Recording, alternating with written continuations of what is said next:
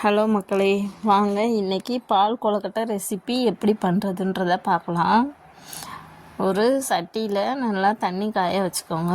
நல்லா தண்ணி கொதி வந்தோடனே இந்த மாதிரி அரிசி மாவு, பச்சரிசி மாவு எடுத்து அதை கொஞ்சம் சுடு தண்ணி ஊற்றி உப்பு போட்டு அதை உருண்டையாக பிணைஞ்சி வச்சுக்கோங்க. அதை குட்டி குட்டி உருண்டைகளாக இந்த மாதிரி திரட்டி வச்சிடணும். அதுக்கப்புறம் இந்த தண்ணி நல்லா கொதி வந்தோடனே இந்த குட்டி குட்டி உருண்டைகளை அதில் போட்டுறணும். போட்டுட்டு நல்லா கொதிக்க விடணும். தண்ணி காயாமல் இந்த உருண்டைகளை போடக்கூடாது. தண்ணி நல்லா காஞ்சதுக்கப்புறம் தான் போடணும். தண்ணி காயாமல் போட்டால் அந்த உருண்டைகள்லாம் கரைஞ்சி போயிடும்.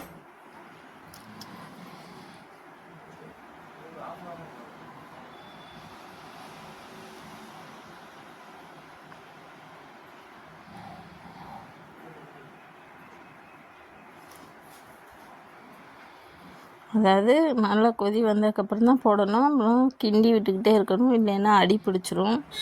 இந்த பால் மாதிரி நுர மாதிரி வருது பார்த்திங்களா, அப்போல்லாம் நல்லா கிண்டி விடணும்.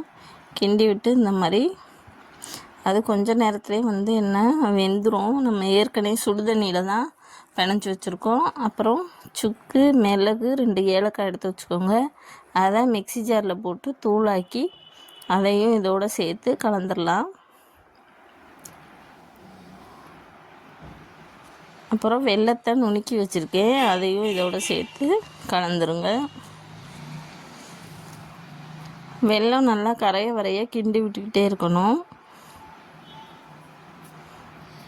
நீங்கள் கொழுக்கட்டை வேகாமல் இந்த வெல்லத்தை போட்டிங்கன்னா அது வேகாது. அதனால் வெந்துருச்சான்னு பார்த்துட்டு அதுக்கப்புறம் இந்த வெல்லத்தை சேர்க்கணும்.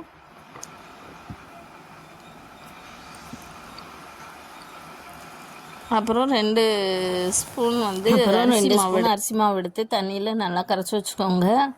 அதையும் இப்போ அந்த கொழுக்கட்டையில் ஊற்றிடணும். அப்போ தான் கொஞ்சம் கெட்டித்தன்மையாக இருக்கும். கொழுக்கட்டை பார்க்குறதுக்கு சாப்பிடும்போதும் நல்லா டேஸ்ட்டாக இருக்கும். அப்புறம் தேங்காயை துருவி எடுத்து வச்சுக்கோங்க. அதையும் இதோட சேர்த்து கலந்து விட்ருங்க.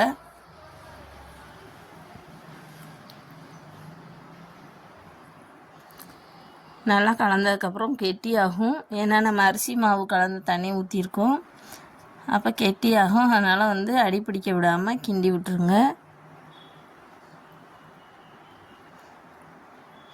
கிண்டி விட்டுட்டு கொஞ்சம் நேரம் கழித்து ஒரு 1/2 டம்ளர் பால் எடுத்து வச்சுருக்கேன்.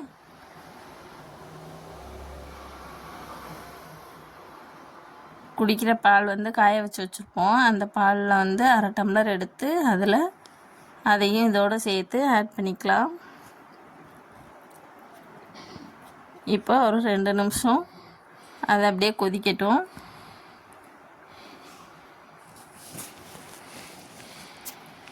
இப்போ சூடான சுவையான பால் கொழுக்கட்டை ரெசிபி ரெடி ஆயிடுச்சு. அதிகமான சூடு வேணுறவங்க அப்படியே சாப்பிட்லாம். இப்போ ஒரு பவுலில் எடுத்து அதை சர்வ் பண்ணி பாருங்கள். சூப்பராக இருக்கும் டேஸ்ட்டு.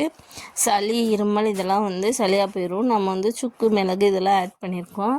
அதனால் குழந்தைகளுக்கு சளி இருந்தால் இந்த மாதிரி செஞ்சு கொடுங்க, டேஸ்ட்டாக சாப்பிடுவாங்க.